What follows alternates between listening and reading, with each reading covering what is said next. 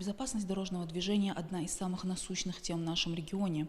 Ежедневно количество автомобилей растет, а вместе с ним возрастают и риски аварийных ситуаций. Главные факторы, от которых зависит безопасность – это осознание и неукоснительное выполнение правил дорожного движения. Особенно эта тема актуальна в зимний период. Готовность дорожных и коммунальных служб к обслуживанию дорог в зимний период, создание добровольческих организаций в сфере оказания помощи участникам дорожного движения, функционирование систем фотофиксации административных правонарушений. Эти вопросы поднимают на внеочередном заседании комиссии правительства республики по обеспечению безопасности дорожного движения. Несмотря на то, что Ингушетия входит в пятерку лидеров по реализации нацпроекта «Безопасные и качественные дороги», вопрос состояния улично-дорожной сети, ее обустройства в списке актуальных проблем региона.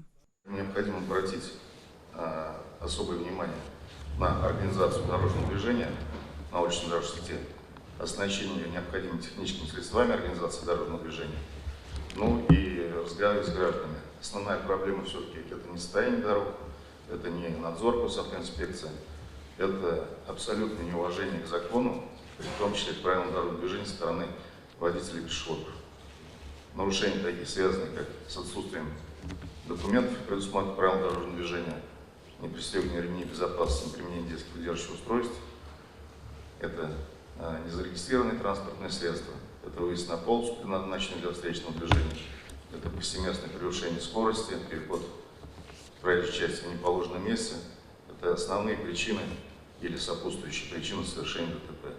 Минавтодором Ингушетии ведется работа по подготовке дорог регионального межмуниципального значения к осенне-зимнему периоду. Уполномоченные кураторы в постоянном режиме исследуют состояние дорожных артерий. В постоянном режиме ведется мониторинг дорожной ситуации. Также мы принимаем звонки от жителей и своевременно реагируем на это. С ноября месяца текущего года утвержден график Минавтодора республики и организовано круглосуточное дежурство. Также состояние дорог в зимних условиях будет контролироваться закрепленным представителем подрядной организации по надзору состояния уличной дорожной сети. Данная работа проводится в рамках исполнения госконтракта по содержанию дорог регионального межмуниципального значения.